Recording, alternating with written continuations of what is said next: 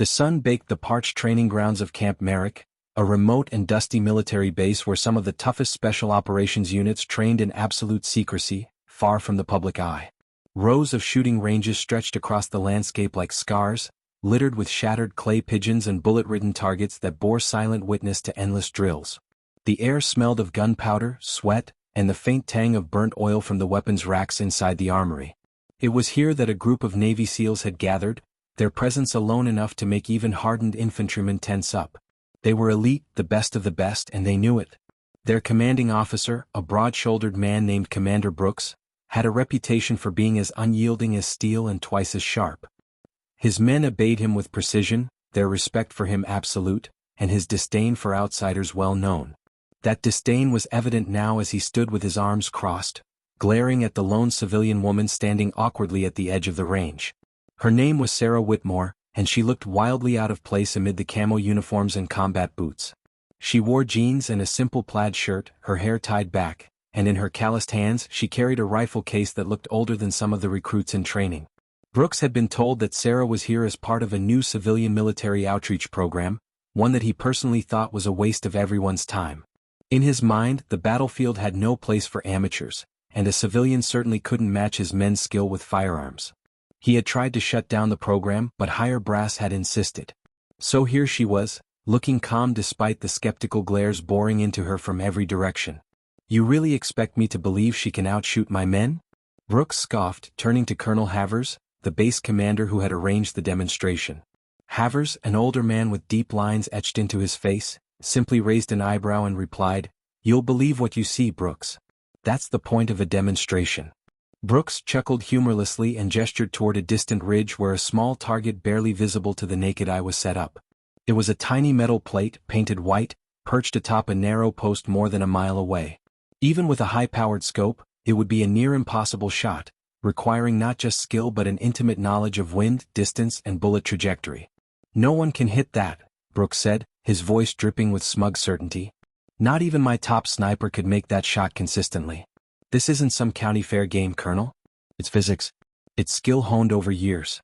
And he pointed at Sarah with open disdain, she's just a civilian who probably thinks shooting is about lining up crosshairs and pulling a trigger." Sarah didn't flinch at his words, though she felt the heat of his contempt like a physical weight. Instead, she knelt down quietly, opening her rifle case with deliberate care. Inside was a long-barreled, bolt-action rifle that gleamed despite its age. Its wooden stock bore the marks of countless uses, scratches and dings that told a story of both hardship and mastery. Brooks snorted when he saw it. "That relic? My men have custom-built rifles with cutting-edge optics. She might as well be throwing rocks." Sarah ignored him. She adjusted the scope, checked the chamber, and then lay prone on the dusty ground, her breathing steady, her movements methodical and unhurried. The SEALs watched, some smirking, others whispering among themselves. They had spent their careers perfecting long-range shooting, often under grueling conditions, and the idea that a civilian woman might outperform them was laughable. One of them muttered, "This is going to be embarrassing, for her." Another chuckled, already anticipating the ridicule. Brooks folded his arms tighter, ready to savor what he was sure would be a spectacular failure. Colonel Havers, on the other hand, simply observed with a neutral expression, though a glint of curiosity flickered in his eyes. Sarah inhaled deeply, then exhaled, tuning out the noise around her. In her mind there was no audience, no skeptical officer, no base full of doubters. There was only her, the rifle, and the distant target. She had been shooting since she was a child, trained by a father who had been a champion marksman and a relentless teacher. Over the years she had learned to read the wind by the way grass bent, to gauge distance by instinct, and to control her heartbeat so that each shot was a whisper of perfection. She didn't think of it as talent, it was a lifetime of practice, discipline, and an unbreakable bond with her weapon. As she settled the rifle into her shoulder, she felt the familiar calm descend over her like a second skin. The world narrowed to the scope's crosshairs, the distant speck of white, and the subtle tug of the breeze against her cheek. She adjusted for windage, factored in the bullet drop, and waited for the exact moment when everything aligned. Her finger tightened on the trigger, smooth and steady. The shot rang out, sharp and clean. For a moment there was silence. Then, faint and distant, came the metallic ping of bullets striking steel. The target wobbled visibly even from afar. Gasps erupted from the watching crowd. One of the SEALs muttered, "No way, while another swore under his breath. Brooks's smirk faltered, his eyes narrowing in disbelief. Sarah calmly cycled the bolt, chambering another round. She fired again and again. The target rang true. A third shot followed, perfectly placed, until even the most skeptical SEALs could no longer deny what they were seeing. She had hit an almost impossible target 3 times in a row, with a rifle Brooks had dismissed as obsolete. The murmurs of disbelief turned into stunned silence. Sarah stood slowly, dusting off her jeans, and only then did she glance at Brooks. There was no gloating in her gaze, only quiet certainty. Brooks, on the other hand, felt his face flush hot with anger and humiliation. His men looked at him, waiting for him to speak, but for once he had no cutting remark ready. Colonel Havers finally broke the silence, his voice mild but firm. "Well, Commander, it seems your definition of no one was a bit too narrow." A ripple of restrained laughter passed through the gathered personnel, though they quickly stifled it under Brooks's dark glare. Sarah closed her rifle case without a word, as if what she had just done was nothing extraordinary. But for the SEALs, for Brooks, and for everyone who had witnessed it, the world had shifted slightly. The unshakable belief that only the elite could achieve greatness had been cracked, and in its place was a humbling truth. Sometimes, skill comes from the most unexpected places. Brooks's pride burned hotter than the desert sun as he watched Sarah walk calmly off the range with her rifle case in hand, the murmurs of his men following her like a wake of disbelief. He had expected her to fail spectacularly, to prove his point that civilians didn't belong in their world, but instead she had humiliated him in front of his unit, his superior officer, and half the base. The metallic ping of her shots still rang in his ears, a cruel reminder of his own arrogance. His men, usually sharp and disciplined, were now distracted, whispering to each other as they replayed what they'd seen. Brooks's jaw tightened. This wasn't just about a single demonstration gone wrong. It was about respect, authority, and the chain of command. If word spread beyond this base, his reputation would take a hit, and that was unacceptable.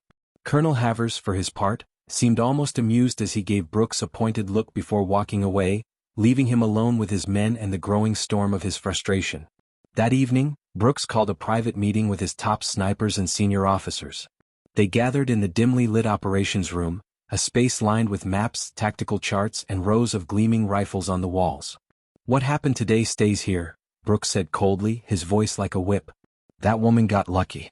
Maybe she had a good day, maybe the wind was in her favor, maybe it was a fluke. But no civilian is going to outshine us on our own turf. Understood?" His men nodded hesitantly, though some looked unconvinced. One of them, Chief Petty Officer Daniels, cleared his throat and ventured, "Sir, with respect, that didn't look like luck. She made adjustments before every shot like she knew exactly what she was doing. It was surgical." Brooks's glare silenced him. "It was luck," he snapped. "And we're going to prove it." He leaned over the table, his hands braced against the wood. "Tomorrow we run a real test. Something no one could fake. Extreme distance, moving target, variable conditions. We'll set up a challenge so demanding that even my best shooters will sweat. If she somehow pulls it off again, fine, we'll give her credit. But when she fails, and she will, everyone will see the truth." The next morning, Brooks personally oversaw the setup of the most difficult course he could design. The target would be a small drone, painted dark gray to blend with the environment, flying erratically at speeds that made it nearly impossible to track. It would be launched from a point nearly 2 miles away, across uneven terrain with shifting crosswinds. Even for elite snipers, it would be a nightmare scenario. As Brooks gave orders, his men worked with grim determination, though a few exchanged uneasy glances. Sarah arrived shortly before noon, carrying the same old rifle case. She was calm, polite, and unassuming, offering a simple nod when Brooks explained the challenge. "You'll have one chance," Brooks said, his tone deliberately dismissive. "No warm-up shots, no practice runs. The drone launches, you shoot. If you miss, that's it. Understood?" Sarah merely said, "Understood," and knelt to set up her rifle. Brooks stepped back, arms crossed, a cruel smile tugging at his lips. In his mind, this was checkmate. There was no way she could hit a target like this, not under these conditions. The crowd was larger today, word of yesterday's display having spread like wildfire. Soldiers, officers, and even a few civilians gathered to watch, curiosity and skepticism hanging thick in the air. The tension was palpable as the drone operator prepared for launch. Sarah lay prone, her cheek resting against the worn wooden stock, eyes fixed on the distant horizon. She felt the subtle changes in the wind, the heat rising off the desert floor, the almost imperceptible hum of the drone's engine as it powered up. To her, it was just another puzzle to solve. When the drone shot into the sky, zigzagging unpredictably, gasps rose from the crowd. It darted left, right, up, down, a gray blur against the pale blue backdrop. Even Brooks's top sniper, stationed nearby for comparison, struggled to track it through his scope. Sarah didn't rush. She followed the drone's movement, calculating its rhythm, anticipating its next evasive maneuver. Her breathing slowed. The world around her faded until there was only her, the rifle, and the fleeting blur of the target. She adjusted for wind, distance, speed. Her finger tightened on the trigger. The shot cracked through the air, sharp and decisive. For a heartbeat, no one breathed. Then, far in the distance, the drone exploded in a burst of smoke and debris, fragments scattering like confetti. The crowd erupted, shouts of disbelief and awe mingling with thunderous applause. Even Colonel Havers, who had come to witness the spectacle, allowed himself a rare smile. Sarah calmly cycled the bolt and sat up, brushing dust from her sleeves as if nothing extraordinary had happened. Brooks stood frozen, his face pale, his mouth slightly open. This wasn't luck. This was mastery on a level that defied explanation. His men stared at Sarah with newfound respect, some even with reverence. The narrative had shifted completely and Brooks knew it. Colonel Havers approached, clapping Sarah on the shoulder. "Outstanding work," he said warmly. Then turning to Brooks, his voice hardened.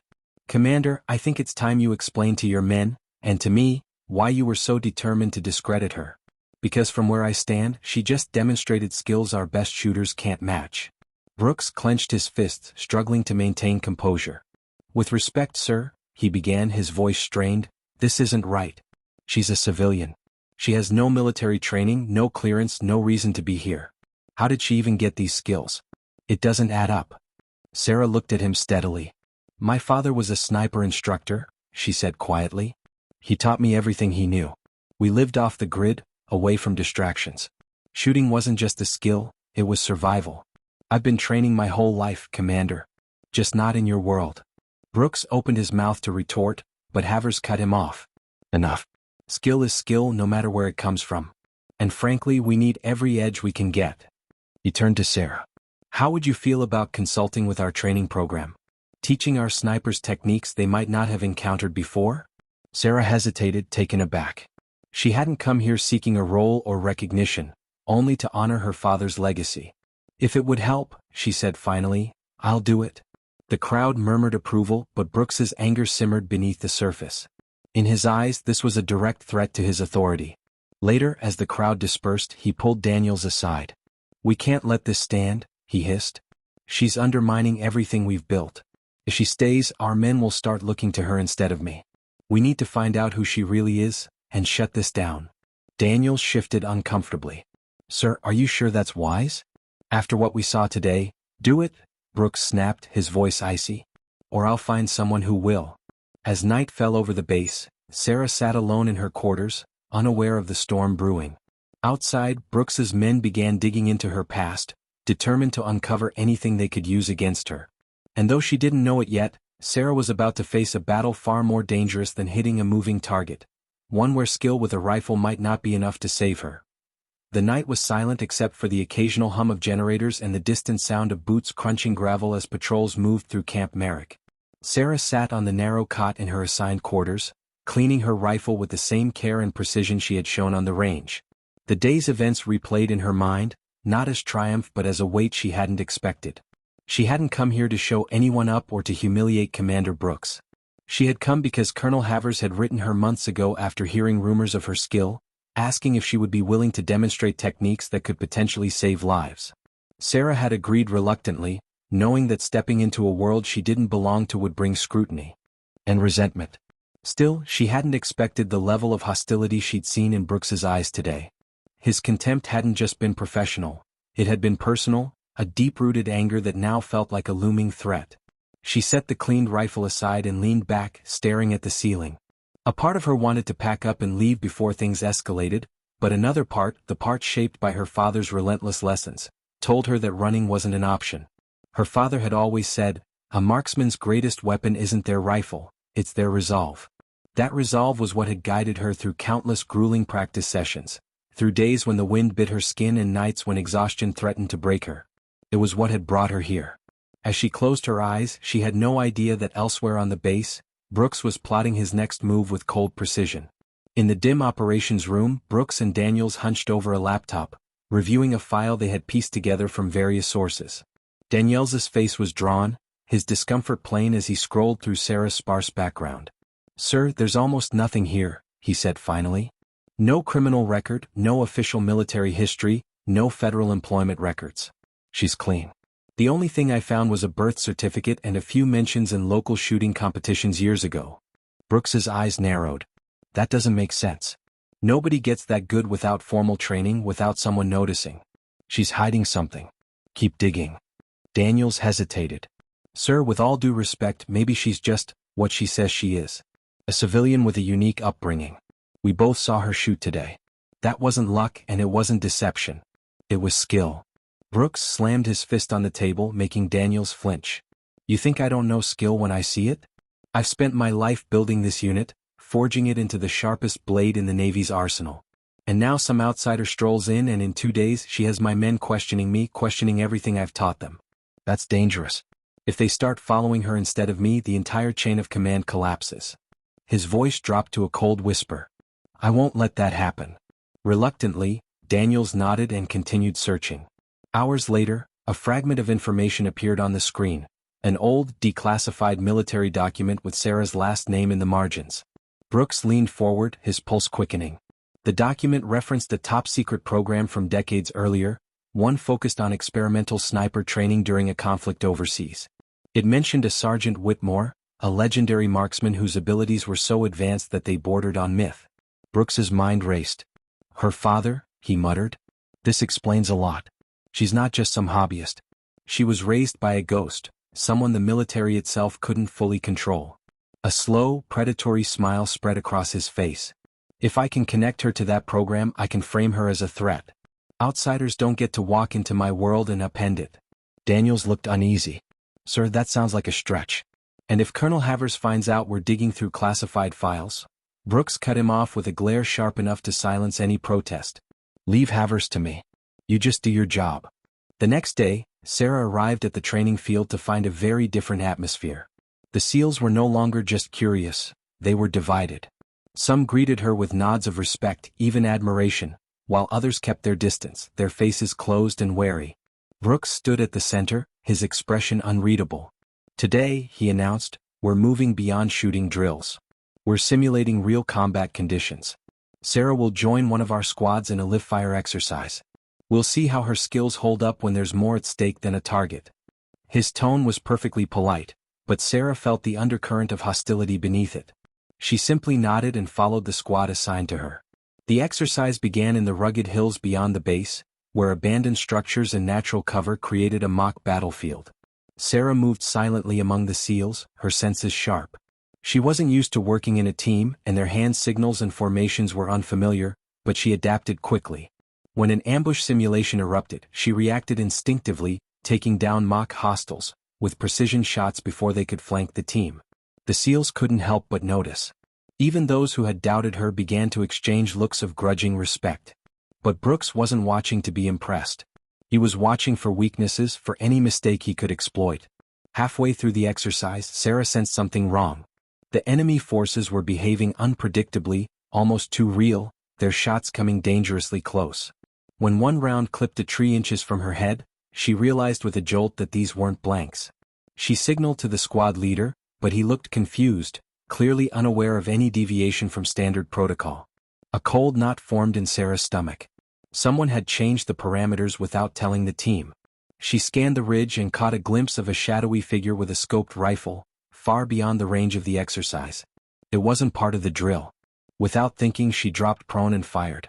The figure crumpled, his rifle clattering down the rocks. Chaos erupted. The squad scrambled for cover, shouting into their radios while Sarah's heart pounded. Brooks arrived moments later, his face a mask of controlled fury. "What the hell happened here?" he demanded. Sarah pointed toward the ridge. "Live fire. That man wasn't part of the exercise. He was shooting to kill." Brooks's eyes flicked toward the body being recovered, then back to Sarah. "Convenient," he said coldly. "You expect us to believe you just happened to spot a rogue shooter and take him down? Maybe you were the one who planted him there." Maybe this was all a setup to make yourself look like a hero. The accusation hit her like a physical blow. That's insane, she said, struggling to keep her voice steady. Why would I risk my own life? Brooks shrugged, his expression carefully neutral. I don't know yet. But until we find out, you're confined to base. No weapons, no contact with my men. Colonel Havers arrived just in time to hear the last part. He looked between them, his brow furrowed. Commander, that's a serious accusation. And a serious situation, Brooks replied smoothly. Sir, we can't ignore the possibility that she's not who she says she is. Havers studied Sarah, then Brooks, clearly torn. Finally he said, we'll investigate. Until then, Sarah stays here under supervision. As MPs escorted her away, Sarah's mind raced. She realized with dawning horror that Brooks wasn't just trying to discredit her, he was setting her up. Somewhere behind this there was a larger game being played and she was the pawn. And if she didn't find a way to expose the truth soon, she wouldn't just lose her reputation. She might lose her life. Sarah sat in a small windowless room that smelled faintly of disinfectant and stale air, her wrists resting on the cold metal table in front of her. 2 MPs stood guard outside the heavy steel door, their expressions blank and unreadable. Her rifle and gear had been confiscated, leaving her feeling oddly vulnerable, as if she'd been stripped of more than just her weapon. The events of the exercise replayed in her mind on an endless loop, the sudden shift from simulated battle to real danger, the glint of sunlight on a distant scope, the split-second decision to fire. She knew what she had seen. She knew the man she shot wasn't part of the exercise. And yet, Brooks's accusation echoed in her ears like a curse. Convenient, he had called it. Too convenient. She had walked into a trap without even realizing it, and now every move she made was being twisted to fit a narrative she didn't control. The door swung open with a metallic groan, and Colonel Havers entered, his face lined with exhaustion. He dismissed the MPs with a nod and sat opposite her, folding his hands on the table. For a moment, he simply studied her, his sharp eyes searching for something beneath the surface. Sarah, he said finally, his voice calm but firm, I need you to walk me through everything that happened today. From the moment the exercise began. Sarah took a deep breath and recounted it step by step, how the ambush had started, how the enemy force's behavior had shifted, how she'd felt the hairs on the back of her neck rise in warning just before the shot had come dangerously close. She described spotting the distant shooter and taking him down, her voice steady despite the storm inside her. When she finished, Havers leaned back, rubbing his chin thoughtfully. What you're describing doesn't match the official briefing I approved, he admitted. There were supposed to be only 2 enemy squads, all using blanks. No live ammunition anywhere near the field. His gaze hardened. Which means someone tampered with the exercise without my authorization. Sarah's pulse quickened. Then you believe me? Havers sighed. I believe that something's wrong. But belief isn't enough, Sarah. Brooks has already filed a report claiming you staged the incident to make yourself look indispensable. According to him, the dead man was a plant you brought in from outside the base. Her mouth fell open in shock. That's insane. Who would even agree to something like that? It doesn't matter how ridiculous it sounds, Havers said grimly. On paper, his version of events is clean and simple. Yours is messy. And messy doesn't survive in military politics. Sarah slammed her palms on the table, frustration boiling over. So what do I do? Just sit here while he destroys me? Havers hesitated, then leaned forward. Officially, I have to keep you here while we investigate. Unofficially, he glanced toward the door, lowering his voice. I've been watching Brooks for a long time. There have been irregularities in his command. Missing inventory. Training reports that don't add up. I've suspected for months that he's hiding something, but I've never had proof. If he's willing to risk killing one of my own men just to frame you, that tells me he's desperate. Desperate men make mistakes. Sarah's mind raced. If you suspect him, then why not remove him from command? Because the chain of command doesn't work on suspicion, Havers said bitterly. I need evidence. Hard, undeniable evidence. And right now, the only person who might be able to get close enough to find it? His eyes met hers meaningfully. Sarah understood immediately. Me. Havers nodded. Brooks is watching me too closely. If I move openly, he'll bury whatever he's hiding before I can touch it. But he already sees you as a threat. He'll underestimate you if he thinks you're cornered. Sarah exhaled slowly. So you want me to play along? Pretend to be the pawn while I dig for the truth. Exactly. But you'll need to be careful. One wrong step and he'll make sure you disappear quietly. Do you understand the risk you're taking? Sarah thought of her father, of the lessons he had drilled into her about patience, precision, and never flinching when the stakes were high. She thought of the SEALs who had looked at her with respect, only to now see doubt in their eyes because of Brooks's lies. Most of all, she thought of the man she had killed on that ridge, a man whose death deserved to mean something more than a convenient scapegoat. I understand, she said firmly. Havers gave her a small, grim smile. Good. I'll arrange for you to be released under supervision. Brooks will think I'm keeping you on a short leash. Meanwhile, you'll watch, listen, and gather whatever you can. When you find something, you come to me directly. No one else. Hours later, Sarah was escorted back to the main barracks, under the wary eyes of 2 MPs. Word of her confinement had spread quickly, and the SEALs' reactions were mixed. Some gave her cold, accusing stares. Others looked away, clearly conflicted.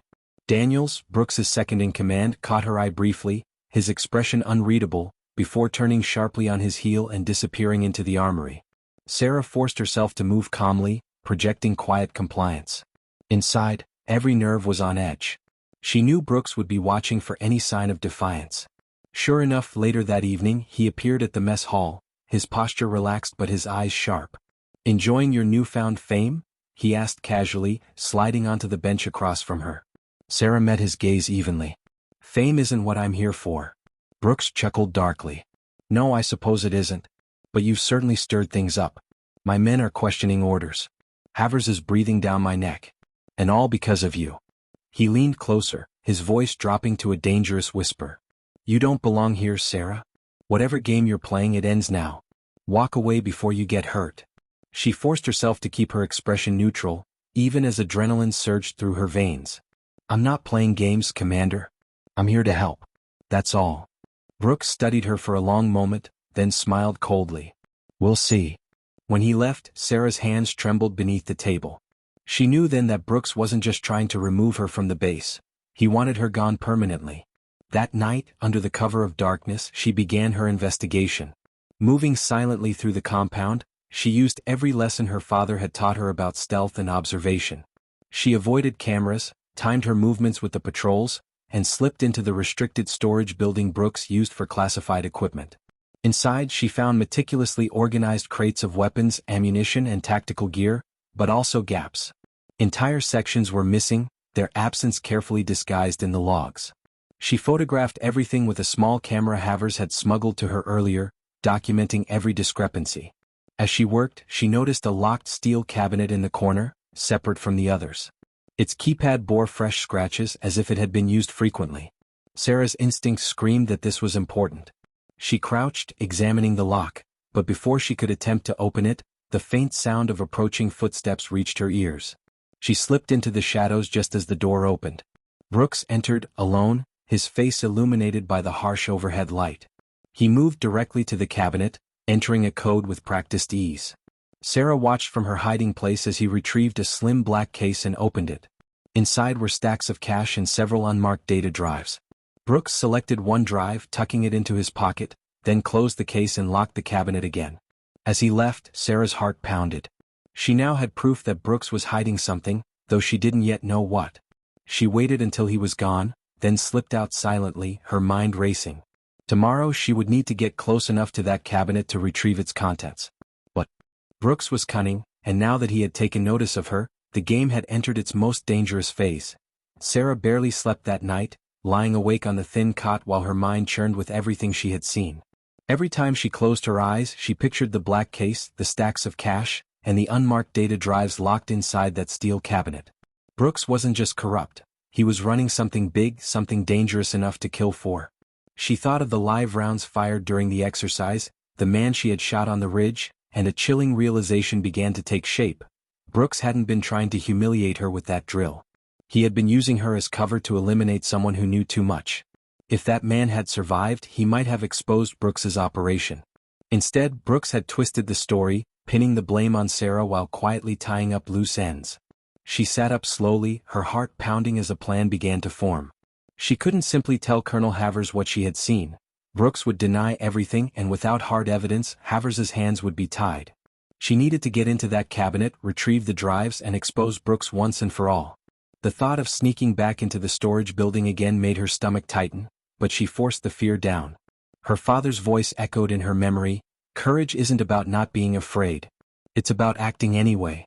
By the time the first gray light of dawn touched the horizon, she was ready. She spent the morning under the watchful eyes of Brooks's men, playing the part of the subdued, compliant detainee. She kept her head down, avoided confrontation, and even allowed Brooks to believe his intimidation had worked. At lunch, he passed her in the mess hall, giving her a patronizing smile. "Good to see you're learning your place," he said smoothly. Sarah forced herself to nod meekly, though inside she burned with rage. Every moment she endured his arrogance only strengthened her resolve. When night fell, she put her plan into action. She had memorized the patrol patterns and camera sweeps from the previous night, adjusting her timing with meticulous care. Moving like a shadow, she slipped past the barracks, across the open yard, and to the storage building. The door was locked, but she had lifted a keycard earlier in the day from one of Brooks's junior officers by staging a minor collision in the hallway. Her hands were steady as she swiped the card and slipped inside. The room was exactly as she remembered, rows of crates, carefully labeled, with the locked steel cabinet standing in the corner like a sentinel. She crossed to it quickly, kneeling to inspect the keypad. From her hiding place the previous night, she had memorized the sequence of numbers Brooks had entered, watching the movement of his fingers with the same focus she used on a rifle scope. She keyed it in now, holding her breath. With a soft beep, the lock disengaged. Sarah opened the cabinet, her pulse hammering. The black case sat inside, along with several sealed envelopes marked with codes she didn't recognize. She grabbed the case first, opening it just enough to confirm the contents. The cash was there, along with several small drives and a folded document bearing a classified stamp. She stuffed the drives and document into her jacket, careful to leave everything else undisturbed so Brooks wouldn't immediately realize anything was missing. Just as she was about to close the cabinet, the sound of footsteps froze her in place. Someone was approaching fast. She snapped the cabinet shut, re-engaged the lock, and slid behind a stack of crates, clutching her breath. The door swung open and Daniels entered. His expression was tense, his head swiveling as he scanned the room. "Sarah?" he whispered urgently. Sarah hesitated, then stepped out, keeping her voice low. "Daniels, what are you doing here?" He looked relieved and panicked all at once. "I followed you. I knew you'd come here after last night. Brooks has been off. I've been serving under him for years, but something about this whole situation isn't right. And now he's meeting with people off base, making deals I don't understand. I don't trust him anymore." Sarah studied his face carefully. He seemed sincere, but trust was a luxury she couldn't afford. "If you don't trust him, then help me stop him," she said. She opened her jacket just enough to show him the drives. "These could be proof of whatever he's hiding. I need to get them to Colonel Havers without Brooks knowing." Danielle's eyes widened. "You shouldn't have those. If Brooks finds out, it won't matter because we'll both be dead," Sarah cut in sharply. "He already tried to frame me once. Next time he won't leave loose ends." Daniel swallowed hard, then nodded. "Okay, I'll help you. But we need to move now. Brooks just left his quarters. If he comes here and finds us..." His words were cut off by the distant sound of a door slamming. Sarah's blood ran cold. Brooks was here. Daniels grabbed her arm, pulling her toward a side exit. "This way," he hissed. They slipped out into the night, crouching low as they darted between buildings. Behind them, the storage room door creaked open. Sarah risked a glance back and saw Brooks standing silhouetted in the light, his posture rigid, his head turning as he scanned the area. Even from a distance, she could feel the heat of his fury. They reached a narrow alley between two maintenance sheds, breathing hard but silent. Sarah pressed her back against the wall, clutching the drives to her chest. "We need to get these to Havers right now," she whispered. Daniels nodded, but his face was grim. "There's a problem. Brooks controls the main comms hub. If we try to transmit anything electronically, he'll intercept it before it ever leaves the base." Sarah cursed under her breath. "Then we deliver it in person. Where's Havers?" Daniels hesitated. "He was supposed to be at the command center tonight, but..." Brooks ordered him to attend a last-minute strategy meeting off-site. It smelled like a setup. Sarah's stomach dropped. "He's isolating Havers. If Brooks finds out I have these drives before I can reach him, it's over." Daniels ran a hand through his hair, glancing nervously toward the main compound. "There's one other way. There's an old supply road that leads out of the base. It's rarely patrolled, and if we move fast, we can slip out and make it to a secure location where Brooks doesn't control the network." Sarah didn't like it, but it was their only option. "Lead the way." They crept along the darkened perimeter, staying low and silent. Sarah's senses were on high alert, every rustle of grass and distant bark of a dog magnified in her ears. Twice they froze as patrols passed, barely breathing until the danger moved on. Finally they reached the fence. Daniels produced a small set of cutters and quickly snipped through the chain links, creating a narrow gap. Sarah slipped through first, clutching the drives tightly. As Daniels followed, a sharp crack split the night, a gunshot. He stumbled, a cry escaping his lips. Sarah spun, catching him before he fell. Blood darkened his sleeve, spreading fast. Another shot rang out and they dove for cover behind a low berm. Sarah scanned the darkness, her eyes narrowing.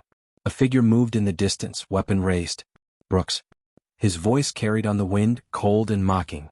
"You really thought you could sneak out under my nose?" Sarah's mind raced. They were pinned down, Daniels injured and Brooks between them and freedom. She had one rifle, one chance. She missed, it was over. She steadied her breathing, recalling her father's lessons. The night, the fear, the chaos, all of it faded until there was only the shot. She squeezed the trigger. The report cracked like thunder and Brooks staggered back, dropping to one knee. Sarah didn't wait to see if he was dead. She hauled Daniels to his feet and half-carried, half-dragged him toward the tree-line. Behind them, Brooks's enraged roar shattered the night. He was still alive, and now he was hunting them. The forest swallowed them in darkness, branches clawing at their clothes as Sarah half-dragged, half-supported Daniels through the undergrowth, her lungs burning with exertion. Every step was agony, but stopping wasn't an option. Behind them, Brooks's furious shouts echoed through the night, followed by the guttural barking of orders to his men. Flashlights flared intermittently through the trees as search teams fanned out, methodical and relentless. Daniels stumbled again, nearly collapsing, and Sarah tightened her grip around his waist, forcing him to stay upright. "Keep moving," she hissed, her voice low but urgent. "We're almost to the road." Blood soaked through the bandage she had hastily tied around his arm, leaving a dark trail behind them. Daniels's breathing was ragged, his face pale with pain, but he managed a weak nod. "Brooks won't stop," he gasped. "He'll hunt us to the ends of the earth." Sarah's jaw clenched. "Then we don't give him the chance." She adjusted her hold and pushed forward, ears straining for any sign of pursuit. The forest was alive with sound, the rustle of leaves, the distant hoot of an owl, but beneath it all, she could hear the steady advance of trained soldiers. They were closing in. Sarah's mind worked furiously. She needed to buy them time, create a diversion that would send Brooks's men in the wrong direction. Ahead, she spotted a narrow ravine cutting through the landscape. "This way," she whispered, veering toward it. When they reached the edge, she helped Daniels slide down into the shallow creek bed, the cold water soaking their boots. They followed the creek for several hundred yards before Sarah found a cluster of rocks that formed a natural blind. She eased Daniels down behind them. "Stay here and keep quiet," she ordered. "I'll draw them off." Daniels grabbed her wrist, his grip surprisingly strong despite his weakened state. "Sarah, don't," he pleaded. "He's not just a soldier. You've seen what he's capable of." Sarah met his gaze, her own eyes hard. "That's exactly why I have to do this. If he catches both of us, this ends here. If I distract him, you have a chance to get those drives to Havers." She pressed the small pouch containing the data drives into his uninjured hand. "If I don't come back, you run? Promise me." Daniels's throat worked as he swallowed. "I promise." Sarah gave him a brief, fierce nod, then slipped away into the darkness. Moving swiftly and silently, she circled back toward the search teams. Her father's teachings guided her steps. Use the wind, the shadows, the natural terrain. She picked up a fist-sized rock and hurled it into the underbrush on the opposite side of the ravine. The crash of branches was loud in the stillness, and moments later, flashlights swung toward the sound. Voices called out, soldiers converging on the false lead. Sarah used the distraction to slip past them, her movements ghost-like. She was close now, close enough to hear Brooks's voice clearly as he barked commands. "Fan out. She's injured and carrying contraband. I want her alive, but if she resists..." His pause was chilling. "You know what to do." Sarah's breath caught. He wasn't just trying to silence her, he wanted to make an example of her. She crept closer, using a fallen log for cover. Through the trees, she spotted Brooks himself, flanked by two of his most loyal men. He carried a compact rifle and moved with the easy confidence of a predator certain of his victory. Sarah's pulse quickened, but she forced herself to focus. She couldn't take him head-on. He was too well armed and protected. But if she could isolate him, separate him from his men, she might have a chance. She scanned the terrain, her sharp eyes noting a narrow choke point where the trail funneled between two large boulders. Perfect for an ambush. Working quickly, she set a small trap using material she had gathered earlier, tripwire fashioned from paracord, a weighted branch positioned to create noise when triggered. It wasn't meant to injure, only to create confusion. Then she positioned herself on a slope overlooking the path, her rifle ready. Minutes stretched into an eternity as she waited. Finally, Brooks appeared, his silhouette framed by the pale moonlight filtering through the canopy. As he stepped into the choke point, the tripwire snapped taut. The weighted branch swung down, crashing through the underbrush with a loud crack. Brooks's men whirled, shouting in alarm, and in that split second of chaos, Sarah fired. Her first shot dropped the man on Brooks's left. The second clipped the other in the leg, sending him sprawling with a cry of pain. Brooks dove for cover, rolling behind a tree as Sarah's third shot splintered the bark inches from his head. "You think you can take me out, Whitmore?" he roared, his voice echoing through the forest. "You're nothing but a ghost story with a gun." Sarah didn't respond. She shifted positions silently, moving like a wraith through the trees. When she fired again, the shot came from a different angle, forcing Brooks to stay pinned down. "Face me," he bellowed, rage boiling over. "If you're so skilled, fight me like a soldier." Sarah's voice finally rang out, calm and cold. "You're not a soldier anymore, Brooks. You're a criminal hiding behind a uniform." There was a brief, electric silence. Then Brooks snarled, and the night erupted in a furious exchange of gunfire. Sarah kept moving, never staying in one place long enough for him to pin her down. Each shot was deliberate, precise, designed to herd him toward a clearing she had chosen as her final stand. When he stumbled into it, she was waiting. The moonlight bathed them both in silver as they faced each other across the open space. Brooks's face was twisted with hatred, his uniform smeared with dirt and blood. "You think you've won?" he spat. "Even if you kill me, my men will hunt you down. That data will never leave this forest." Sarah tightened her grip on her rifle. "Maybe not. But Havers knows enough to start digging. And once he does, everything you've built will burn." Brooks laughed, a harsh, bitter sound. "Havers is a fool. He thinks this base belongs to him, but it's mine. My men follow me because I deliver results. The Navy needs me and they'll cover for me just like they always have." "Not this time," Sarah said, her voice steady. "This time they'll see what you really are." Brooks lunged, firing wildly. Sarah dropped into a roll, his bullets tearing through the space where she had been an instant before. She came up on one knee, sighted, and squeezed the trigger. The shot struck him in the shoulder, spinning him around. He crashed to the ground with a guttural roar, his rifle skidding out of reach. Sarah approached cautiously, keeping her weapon trained on him. Brooks glared up at her, breathing. "Art. Do it," he spat. "Prove you're no better than me." Sarah shook her head. "Killing you would be too easy." She stepped forward and slammed the butt of her rifle into his temple, knocking him unconscious. As silence fell over the clearing, she exhaled shakily. There was no time to savor the moment. She bound Brooks's hands with paracord, stripped him of his gear, and then raced back toward the ravine where she had left Daniels. She found him slumped against the rocks, pale but conscious. His eyes widened in relief when he saw her. "You're alive?" he croaked. "Barely," she said, helping him to his feet. "But we don't have much time. Brooks is down, but his men are still out there." Together, they limped toward the old supply road. The sky was beginning to lighten, the first hints of dawn painting the horizon. As they reached the treeline, Sarah heard distant shouts. The search teams had discovered the aftermath of her battle with Brooks. She urged Daniels onward, her muscles screaming with exhaustion. Just ahead, a military jeep sat half-hidden beneath a camouflage tarp. Daniels stared in disbelief. "How did you—" "Havers told me about it," Sarah interrupted. "Emergency escape vehicle. Let's go." They climbed in and Sarah gunned the engine, sending the jeep roaring down the dirt road. Behind them, figures emerged from the forest, weapons raised, but they were too far away to stop them. As the base receded into the distance, Sarah allowed herself a fleeting moment of hope. If they could just reach a secure location and get the data into Havers's hands, Brooks's empire would crumble. But even as the wind whipped past her face, she knew this wasn't over. Brooks's men were still loyal, still dangerous. And somewhere behind them, Brooks himself would wake up, angrier and more determined than ever. The final battle was yet to come, and Sarah would need every ounce of skill, courage, and cunning to survive it. The jeep tore down the narrow supply road, its tires kicking up clouds of dust as Sarah kept her hands locked on the wheel, eyes scanning the dim horizon for any sign of danger. Daniels sat slumped in the passenger seat, pale and sweating, his injured arm cradled against his chest. He had tied a fresh tourniquet around it, but Sarah could tell he was fading fast. Every few seconds she glanced at him, worry gnawing at her resolve. They were racing against more than time. They were racing against Brooks's network, against the inevitable moment when he would regain consciousness and unleash hell to cover his tracks.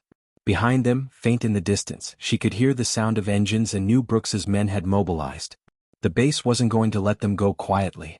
"Stay with me, Daniels," she said sharply, her voice cutting through the roar of the jeep. His eyelids fluttered and he forced them open. "I'm here," he rasped. "But Sarah, Brooks won't let this go. You need to know, there are men on the outside, contractors, mercenaries. He's been paying them off the books. If he calls them in," he didn't finish the sentence but he didn't need to. Sarah's stomach sank.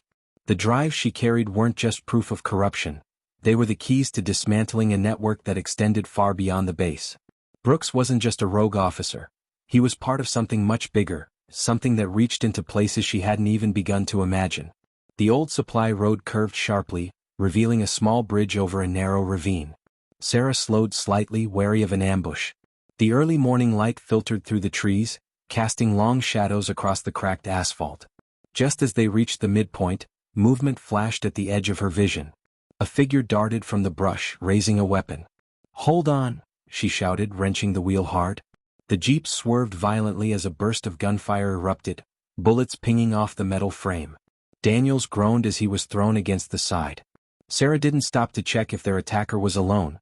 She slammed her foot on the accelerator and powered through, leaving the ambush behind. More figures appeared along the road, shouting and firing, but they were too late. Sarah's reckless speed carried them out of range, though one bullet shattered the rearview mirror, spraying glass across the dashboard. "They were waiting for us," Daniel said hoarsely, gripping the edge of his seat. "Brooks must have radioed ahead." Sarah's jaw tightened. "Then we're running out of options. Havers has to get this intel before Brooks destroys it." She drove for another 15 minutes before spotting an abandoned ranger station just off the road.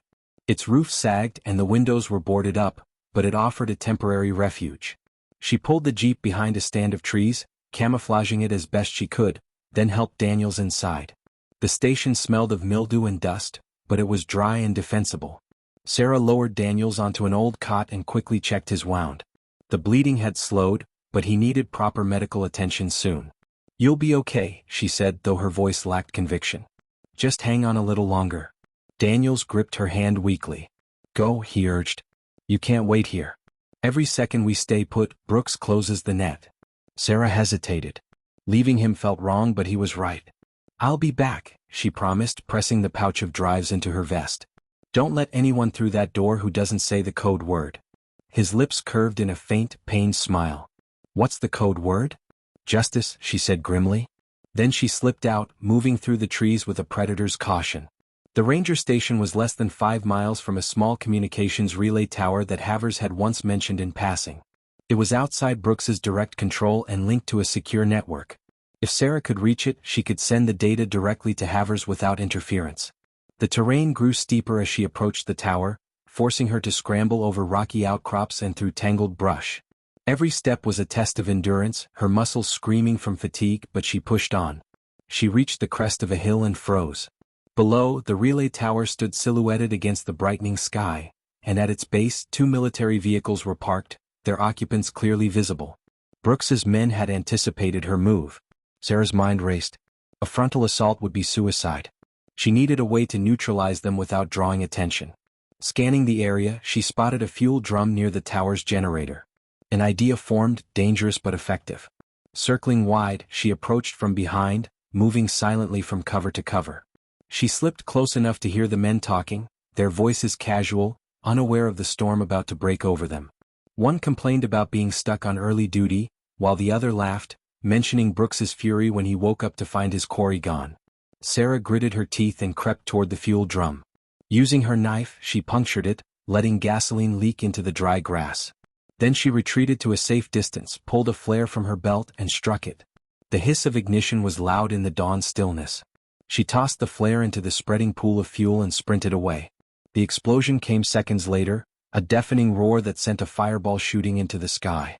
The soldiers shouted in alarm, scrambling for cover as chaos erupted. In the confusion, Sarah charged in, her rifle barking. She dropped one man before he even saw her, then engaged. The second in brutal hand-to-hand combat. They grappled fiercely, his strength nearly overwhelming hers, but she fought with desperate precision. Finally, she slammed his head against a metal support beam and he crumpled. Breathing hard, Sarah checked the area. The fire still raged, but the tower was intact. She sprinted up the stairs to the control room, yanking open the panel to access the secure terminal. Her hands flew over the keyboard as she uploaded the data drives.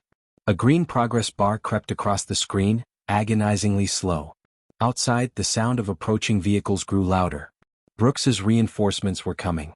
Sarah's heart pounded as the bar reached 80%, 90, then 100. She slammed the transmit button and watched as the files were sent to Havers's secure channel. A confirmation message appeared. The evidence was out. Relief surged through her, but it was short-lived. A bullet shattered the control room window, narrowly missing her head. She dove to the floor as more shots followed, glass spraying like deadly rain. Brooks's men had arrived, and now they were coming for her. Sarah grabbed the terminal's hard drive, ripped it free and bolted down the stairs. She hit the ground running, weaving through smoke and debris as bullets tore through the air. She reached the edge of the woods and threw herself into cover, adrenaline driving her onward. Behind her, the tower erupted in flames as the generator finally caught fire. She didn't look back. She sprinted toward the ranger station, every instinct screaming that she was being hunted. By the time she burst through the station door, she was gasping for breath. Daniel struggled to sit up, his eyes wide with alarm. What happened? I got it out, she panted. Havers has the proof. But Brooks knows. He's coming. Even as she spoke, the distant rumble of engines reached their ears. Sarah grabbed Daniels and hauled him upright. We have to move. Now. Together they staggered to the jeep. Sarah's muscles burned, her body pushed past its limits, but she didn't slow. As she started the engine, Daniels looked at her, fear and determination mingling in his gaze. Where are we going? Sarah's eyes hardened. To finish this. Brooks won't stop hunting us until one of us is dead. The jeep roared to life, and they sped off into the rising sun, the final confrontation looming ahead like a storm on the horizon. The sun was just cresting over the horizon as Sarah sped down the broken two-lane road, the jeep rattling beneath her hands as though it might come apart at any moment. Daniels sat slumped beside her, barely conscious, his breathing shallow and uneven. His face was pale and slick with sweat, and the bandage on his arm was soaked through with blood. Sarah's heart clenched as she glanced at him, fear gnawing at the edges of her determination. She had gotten the data to Havers, but that was only half the battle. Brooks wasn't the type to cut his losses and run. He would fight to the bitter end, and that meant he was coming for them with everything he had left. The distant growl of engines reached her ears, growing steadily louder. She risked a glance in the rearview mirror and saw dark shapes moving fast along the road behind them. Trucks, armored vehicles and motorcycles. It was an entire hunting party, kicking up dust like a storm. Brooks hadn't just called in his remaining men. He had called in the outside mercenaries Daniels had warned her about. This was no longer a covert pursuit. This was open war. Sarah gritted her teeth and pressed harder on the accelerator. The jeep jolted violently as they hit a pothole, but she didn't slow down. Stay with me, Daniels, she said sharply, her voice cutting through the roar of the engine. His eyelids fluttered and he groaned softly. Just finish it, he whispered, his voice barely audible. Sarah's chest tightened. She reached over briefly, squeezing his uninjured hand. We're both going to make it out of this. I promise. The terrain ahead shifted, the trees thinning to reveal an old industrial complex, rusted buildings, collapsing fences, and a maze of storage containers. It was the perfect place for a final showdown, full of hiding places and choke points. Sarah made a split-second decision and swerved off the main road, plunging into the maze of structures. Behind them, Brooks's convoy followed, engines roaring. Sarah skidded to a halt behind a row of stacked containers. She jumped out, dragging Daniels with her, and half-carried him into the shadows of a crumbling warehouse. She found a relatively secure spot behind an overturned workbench and helped him lie down. His eyes were glassy, his breathing shallow. Stay here, she told him firmly. Don't move, don't make a sound. I'll draw them away. Daniels grabbed her wrist weakly. Sarah, don't underestimate him. Brooks isn't just dangerous because of his men. He's smart. He plans for everything. Sarah nodded grimly. So do I. She slipped back into the maze, moving low and silent. Her mind was razor-focused, every sense sharpened by adrenaline. She had spent years honing her skills as a sniper and tracker, and now every lesson came rushing back. She was no longer the soldier Brooks had tried to break. She was the hunter, and this was her battleground. The first wave of mercenaries entered the complex minutes later. They were well armed, moving in coordinated formation, their eyes sweeping the shadows. Sarah perched in the rafters of a partially collapsed warehouse, waiting. When the lead man passed beneath her, she dropped silently behind him, her knife flashing. He crumpled without a sound, and Sarah melted back into the darkness before the others noticed. One down. She moved like a phantom, striking from the shadows, sowing confusion and fear. A pair of mercenaries broke off to search a side corridor, and Sarah picked them off with her rifle, her shots precise and unerring. Their bodies hit the ground before their comrades even knew what was happening. Over the radio, she heard Brooks's voice barking orders, cold and furious. Find her. She's alone, outnumbered. Pin her down and finish this. His rage was a steady pulse in the air, feeding Sarah's determination. She wasn't just fighting for her life anymore. She was fighting for Daniels, for Havers, for every soldier Brooks had manipulated and betrayed. This wasn't about survival, it was about justice. As she moved deeper into the complex, she began setting traps. A tripwire here, a snare there, explosives rigged from scavenged materials. Every corner became a weapon, every passageway a potential kill zone. Mercenaries fell one by one, their formation breaking apart under the relentless pressure. The air grew thick with smoke and the stench of gunpowder. Finally, Brooks himself entered the fray. Sarah saw him from a distance, his figure unmistakable even through the haze. He moved with calculated precision, his rifle at the ready, his eyes scanning for any sign of her. His remaining men formed a protective ring around him, but Sarah could see the cracks in their morale. They were scared. They should be. She began picking them off systematically, striking and vanishing before Brooks could react. Each shot echoed like a death knell, whittling down his forces until only 3 remained. Brooks's voice grew more desperate, his commands edged with fury. Cowards! Stand your ground. She's just one woman. But his words rang hollow.